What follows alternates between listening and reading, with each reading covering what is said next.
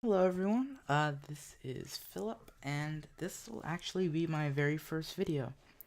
And what I am going to do today is I'm going to talk about the distributive property in math, and as well as foiling with binomials.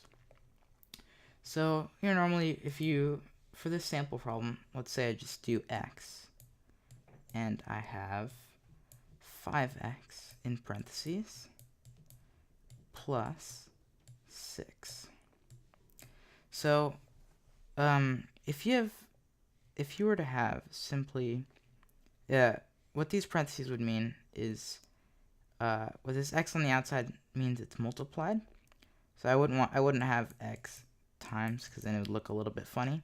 So, you just have it in parentheses to indicate that you're multiplying. So the way this works with the distributive property is you have to multiply both terms inside the parentheses. If this were x times 5x plus, I don't know, whatever, 3y plus 2, I'd have to multiply x by every single term within the parentheses. So anyways, let's use the simpler one here. Alright. Erase that. Alright. So this here, x times 5x is 5x squared. And then x times 6 is just 6x, so plus 6x because it's positive. So that would be your answer right there to this solution. And that's really all there is to the distributive property. You just multiply on the outside with parentheses. So now what happens if you were to have a problem that has two binomials? And what do I mean by that? What I mean is, what if you have, for example, 3x minus 7 in parentheses, and then you multiply that by 5x plus 6. So instead of multiplying 5x plus 6 times x, multiplying 5x plus 6 by 3x minus 7. So what do you do here? So you could also use the distributive property, but one common way to do this is what people call foiling. So what does FOIL mean? So this is an acronym for what you should multiply first. So the F in FOIL means F-I-R-S-T, or first. The O stands for outside. Sorry, my handwriting is not on par today. The I stands for inside. Whoops. Hold on. Inside. And the L stands for last. So what do these mean? So first, the first terms, the F, this is the first term in this binomial, and this is the first term in this binomial. On the outside, this term is the outside, like the outside of the equation. Like if you look at this being like a whole expression, right? This is 1 on the outside, and this number 6 is also on the outside. And inside is just the opposite. These two terms would be the inside. And then last just means, here, let me use yellow. Last, this is the last term in this binomial, and this is the last term in this binomial. So in order of this, we use first. So 3x times 5x, that would be 15x squared. And then we do the outside terms. So 3x and 6. So 3x times 6 is positive 18x. 3 times 6 is 18, and then you just add the x at the end.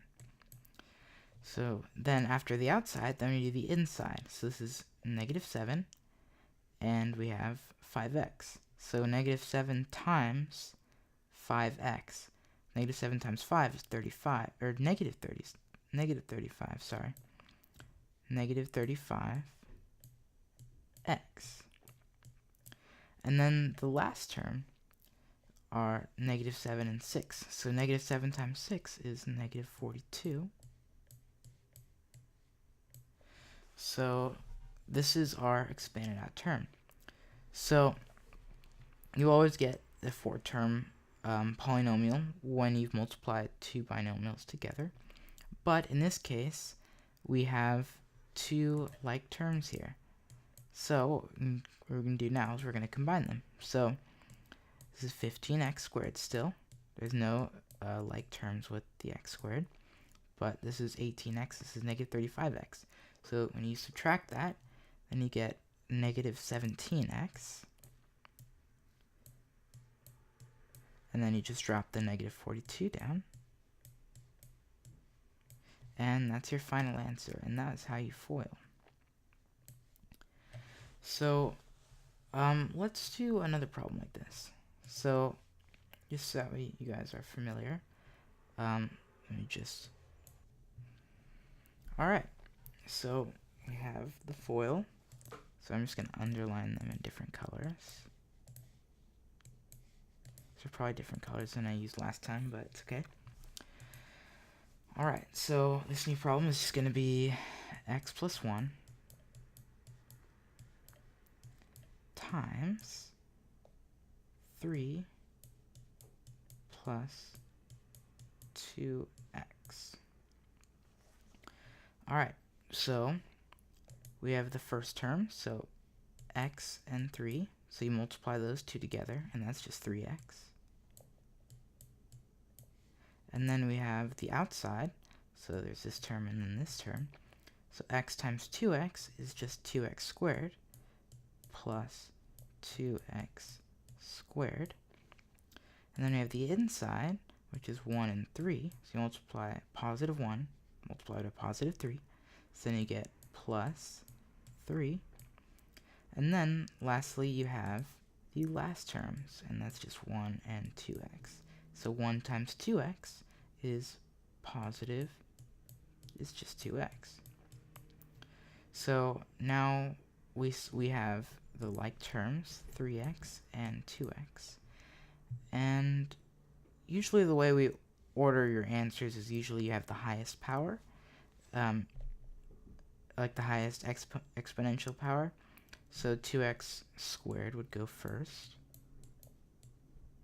That would go first. And then 3x plus 2x, that is just 5x. So plus 5x. And then lastly, you just bring the 3 down. And that would be your final answer. Now, your answers will not always simplify to a trinomial. That's what it's called, because it has 3 terms, this term, this term, and this term. And you're probably wondering, in what case would it not be? The case it wouldn't be like that is if you have something like, I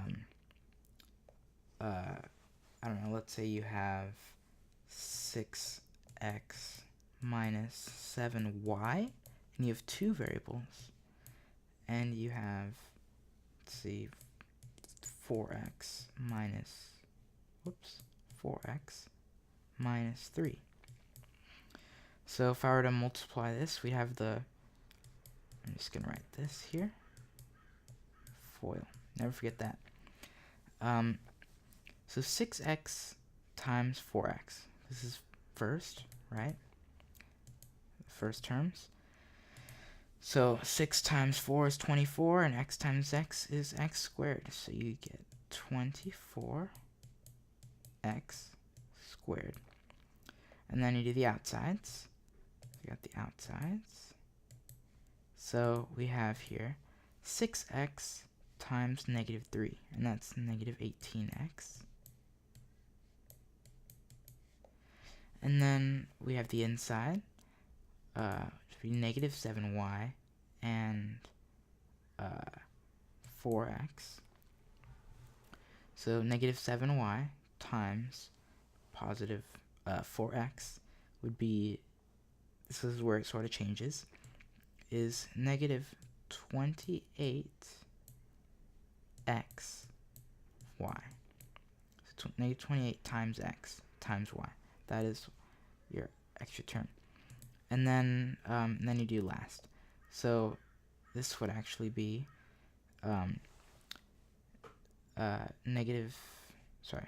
last.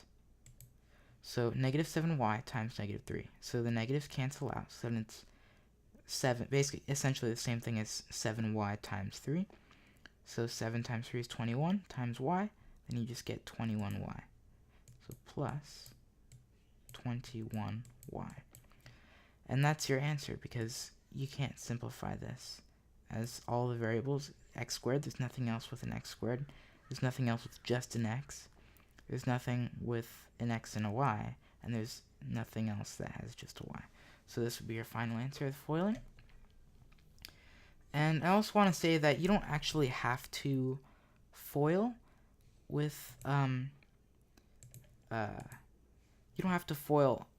with these binomials. You can also use the distributive property, and the way you can do this, you'd get the exact same answer.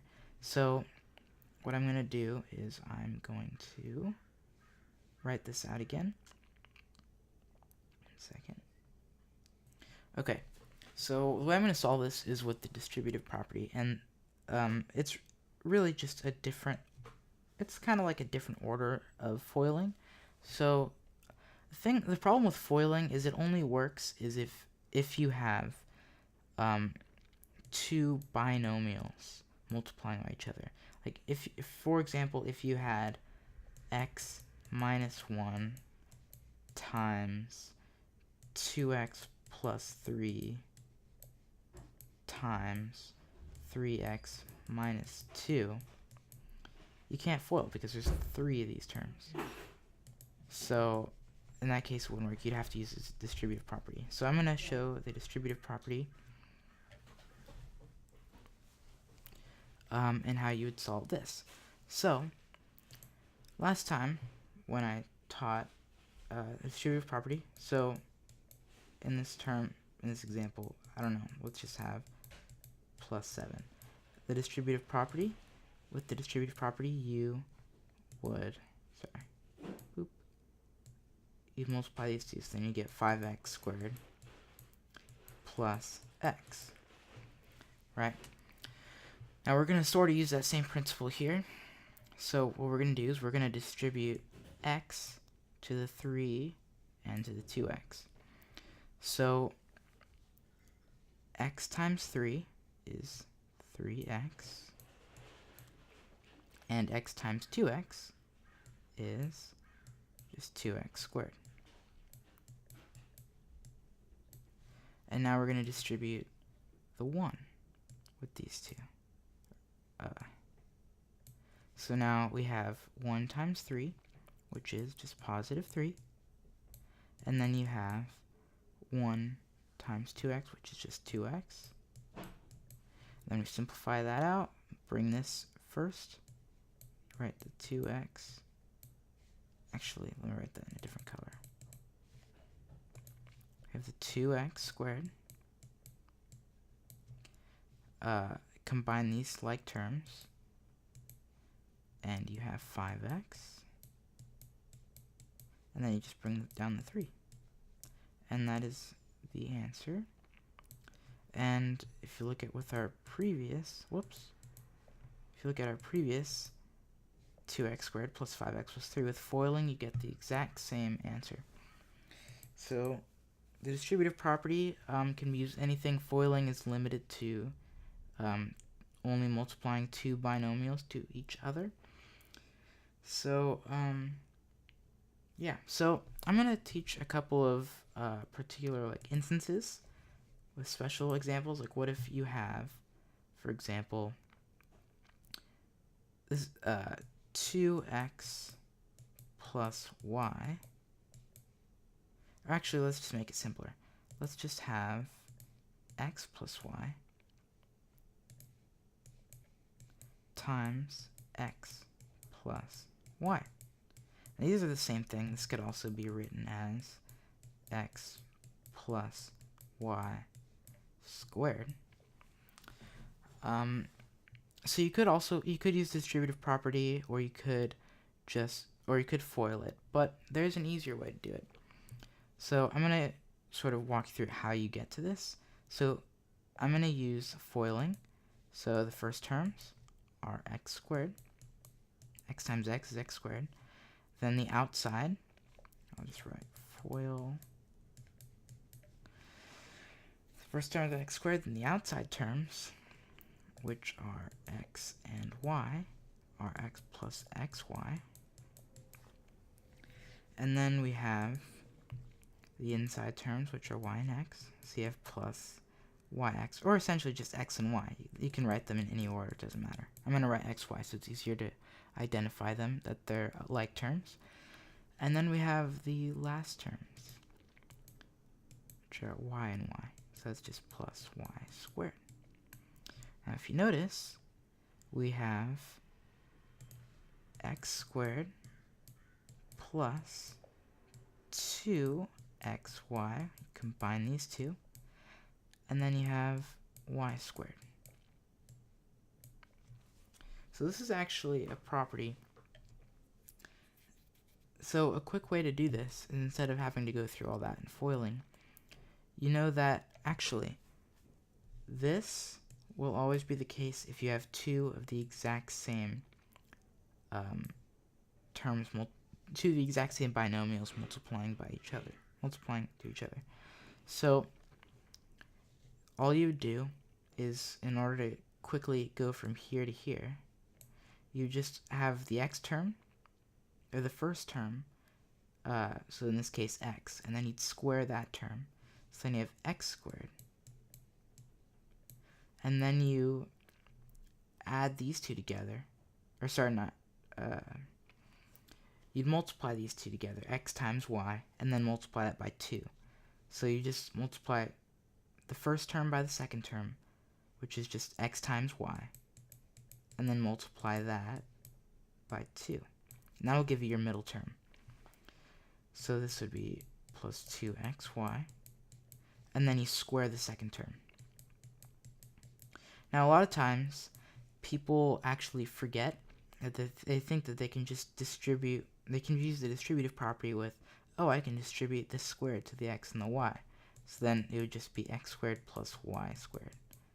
But as you saw with the foiling, that's not how it works. You can't forget the middle term.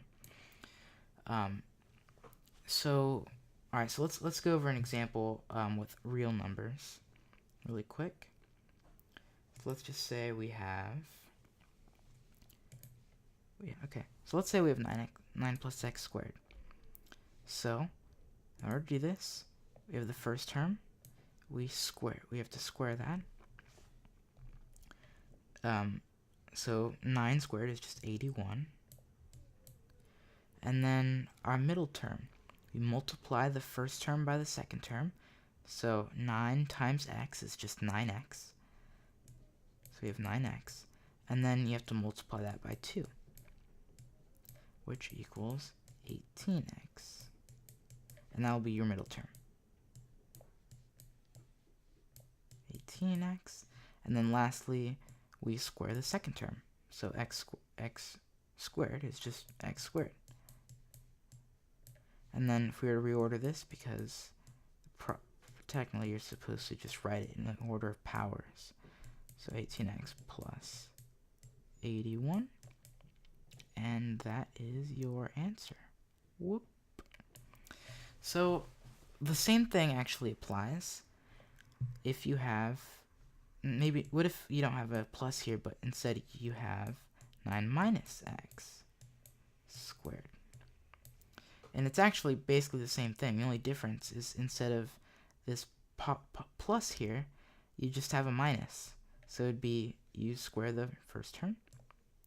So it'd be 81. Then 9 times x, or it's actually 9 times negative x, right? 9 times negative x is equal to negative 9x. but then we have to multiply that by 2. So then you get negative 18x. So then you have the minus 18x. And then you square the second term, but since negative x squared is just positive x equal to negative x squared is the exact same thing as x squared. Because if you multiply negative x by negative x, the negative times the negative is a positive, so that's why it's equal to x squared. So this is still just plus x squared. So that would be your answer if you have this minus here instead of this plus. And the only difference is you change this sign here. That's the only difference. Or sorry, I didn't. Hold on. Let me rewrite this. So that way it looks a little better. So it's technically just x squared minus 18x plus 81. Alright, so yeah, so this term is the only difference between these two answers, and so is the difference between these two problems. And then there's lastly one more condition that can make things a little bit quicker. Okay, so now here we had an instance where we have x plus y times x plus y, and we have a trick for when we do x minus y times x minus y. And for each of these, you can just have x minus x plus or minus. And remember, this can always be written as x minus y squared. It's just the same thing as this. They're equal to each other. In case you see them on math problem, just remember they're equal to the same thing. And so this last instance that I'd like to cover is if you have x plus y times x minus y. So here, this is what you'd call a difference of squares.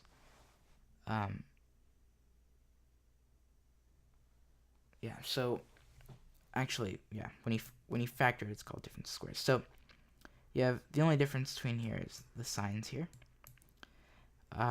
So let's just FOIL this really quick. So we have the first terms. X times x is x squared. We have the outside terms, which are x.